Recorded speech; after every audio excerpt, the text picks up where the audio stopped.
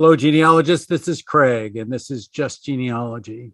So, we've spent a little bit of time talking about what I would do when I first approached a new county that I'd never researched in before. And we're pretty much at the end of looking at that county from the perspective of not dealing with the person that I want to research in that county. So, the next question I have to ask myself is, why did I do all this? That's not exactly how I'd word it because I knew why I would do it all before I started to do it. But let's step back a little bit and ask the question, what makes me think I want to research in that county? And I think that's the question you have to ask. What makes me think I need to research in that county? Do I know that that person was born in that county? And that's all I know is they were born there? For example, my second great grandfather in the mug book for Effingham County, Illinois, says that he was born in Davidson County, Tennessee in 1806. So is this why I should look in Davidson County? Absolutely, because it doesn't tell me who his father is. And theoretically, his mother was there when he was born. It also doesn't tell me who his mother is, but that's a different story. So you want to ask yourself, and most importantly, this is a question that you should be asking yourself all the time. That question is, what do I really know?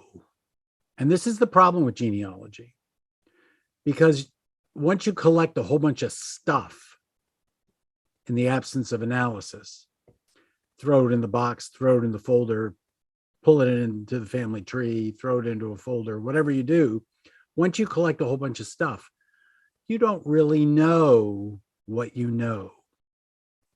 I mean, what you really know. You think you know it all.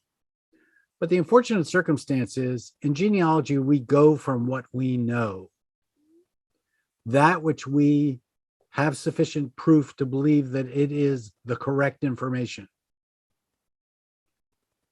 And we do that by applying the genealogical proof standard to what we know.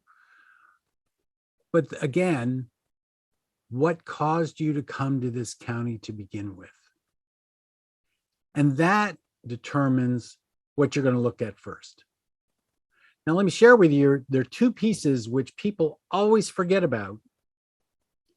Most people always forget about when dealing with a person. We look for their kids, we look for their wife, we look for their parents, we look for their probate, we look for their land, we look for what church they belong to. Now there's one. What church did they belong to?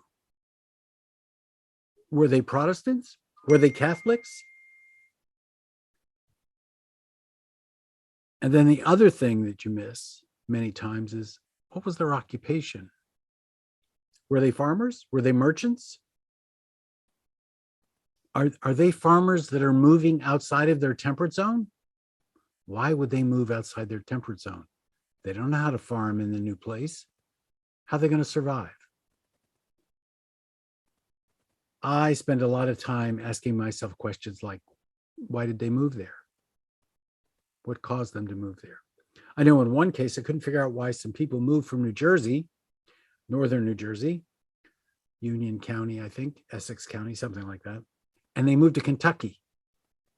Why would anybody in 1806 move from New Jersey right to Kentucky without stopping anywhere in between? Most people would do that in a 2-generation jump. These people did it in 1 generation. They just flat out moved. It took me a while to figure it out, but I learned that the brother had been living in that county in Kentucky for 20 years. That's why they moved to Kentucky. So you want to know what the occupation is. You want to know why they moved. Why are they coming to this county? All those kind of things. Each one of those things, decisions about those things will help you in your research. Now, which records do I look for first? I look at church records.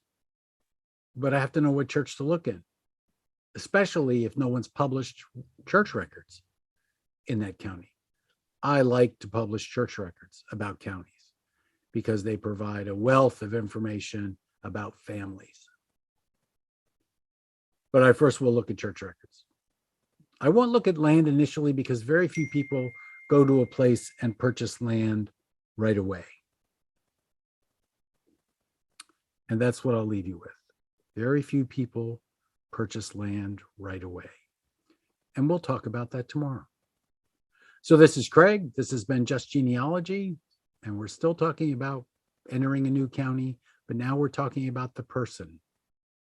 So you want to be sure you know their occupation. You want to be sure you know what church they belong to, and you want to have some idea about why they moved to that county. Those could be the goals of your research in that county, because theoretically, by the time you leave that county, you should have that information. Y'all have a good day.